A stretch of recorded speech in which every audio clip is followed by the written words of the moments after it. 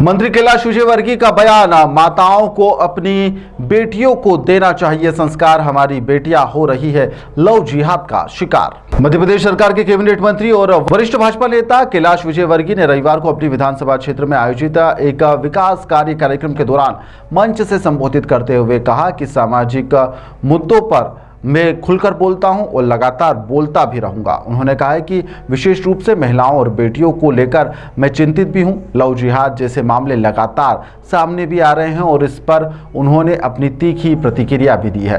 कार्यक्रम के दौरान मंत्री कैलाश विजयवर्गीय ने लव जिहाद के मामले में अपनी प्रतिक्रिया दी। उन्होंने रविवार को 5 बजे कहा कि आजकल हमारी बेटियां लव जिहाद का शिकार हो रही हैं। जिहादी युवक उनसे दोस्ती कर उनकी जिंदगी बर्बाद कर रहे हैं। ऐसे में जरूरी है कि हम उन बेटियों को अच्छे संस्कार दें और उन्हें जागरूक बनाए रखें।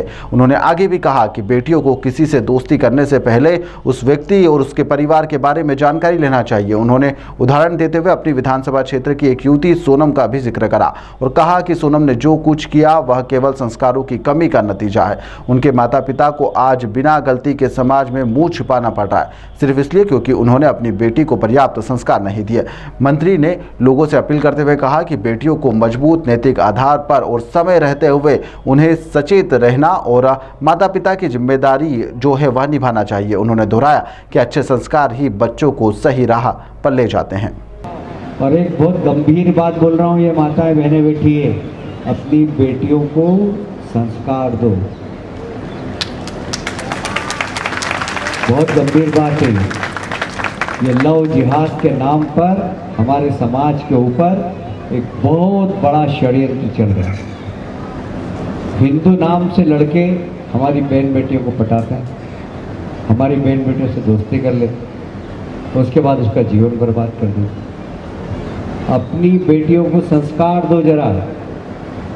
बेटा किसी से दोस्ती नहीं करना, और दोस्ती करो तो कम से कम उसके माँ बाप को नहीं पता लगा लेना। ये लव जिहाद के चक्कर में हमारी बेटियां फंसती जा रही। ये बहुत गंभीर बात कह रहा हूँ, माताएं बहनें बैठी हुई हैं। अपनी बेटियों को बहुत अच्छे संस्कार दो आप, नहीं तो अपने ही विधानसभा की एक बेटी थी, क्या नाम था उसका, क्या नाम है उसका, बताइए क्या किया उसने।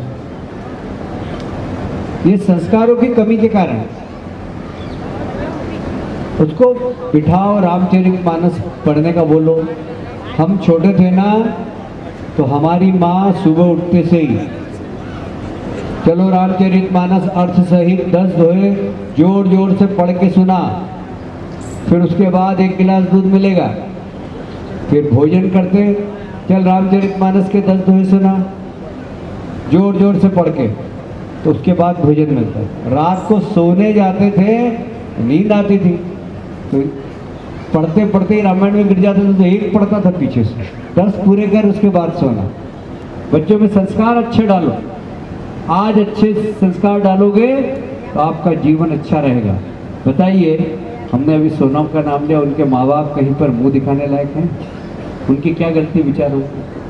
उनकी गलती इतनी सी है कि उन्होंने बेटी को संस्कार नहीं दिए।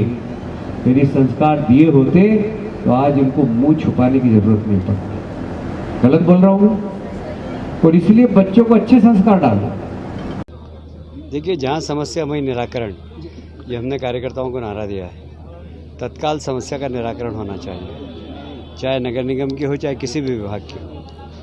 तो नगर निगम में महापौर जी का सहयोग तो मिलता ही है, और हमारे पार्षद भी बहुत सक्रिय हैं। आकाश जी भी उन सब के साथ कंधे से कंधा मिलाकर काम करते हैं। और एक आदर्श विधानसभा ऐसी बने जहाँ समस्या नहीं, समस्या शून्य विधानसभा होना चाहिए, और लोगों को ऐसा लगे कि शहर में जनप्रतिनिधि है। ये बहुत ज़्यादा ज़रूरी है, और इसलिए हम प्रयास कर रहे हैं कि हर वार्ड के अंदर जो भी समस्या है उसका निराकरण हो। बहुत छोटी छोटी समस्या रहती है शहरों के अंदर। ड्रेनेज लाइन चौक हो रही तो उसको बदलना है, थोड़ा सा टुकड़ा बदल दिया। पानी की समस्या है तो बोरिंग कराना तो बोरिंग करा दिया। ये सब समस्याओं का निराकरण करके लोगों को एक क्वालिटी लाइफ जी सकें, इसके लिए हम लोग प्रयास कर रहे हैं। और मुझे लगता है कि हमारे जनप्रतिनिधि हमारे पार्षद आकाश जी उनके साथ कंधे से कंधा मिलाकर सारी व्यवस्था का निराकरण करते हैं और यह विधानसभा एक आदर्श विधानसभा बने। जैसे 2 नंबर को हमने समस्याहीन विधानसभा बनाया है, ऐसे 1 नंबर भी समस्याहीन समस्या शून्य विधानसभा बने। उद्यानों को काफ़ी फोकस किया जा रहा है और खेलों को भी काफ़ी फोकस किया जा रहा है, जिस तरह से देखिए बच्चे आजकल मोबाइल पे ज़्यादा हैं और चिंता का विषय ये है कि मेरे आई स्पेशलिस्ट डॉक्टर है वो बता रहे थे कि पहले 100 बच्चों में बड़ी मुश्किल से 5 बच्चों को चश्मा लगता था। आज 100 में से 25 बच्चों को लगने लगा है ड्यू टू मोबाइल। दिन भर मोबाइल में खेलते हैं, इसलिए उनका कोई दोस्त नहीं है, अकेले ही रहते हैं, एकांकी जीवन जीते हैं। बगीचे के अंदर आएंगे, एक्सरसाइज करेंगे, खेलेंगे, दोस्ती होगी, लड़ाई होगी, थोड़े से तेज बनेंगे, चपल बनेंगे और मैदान के खेल में खेलने वाला व्यक्ति कभी जीवन के अंदर निराश नहीं होता, क्योंकि मैदान में रोज़ हारते हैं, रोज़ जीतते हैं। इसीलिए कभी कभी बच्चे निराशा के उसमें चले जाते हैं, इसलिए कि उन्होंने जीवन में हार देखी नहीं।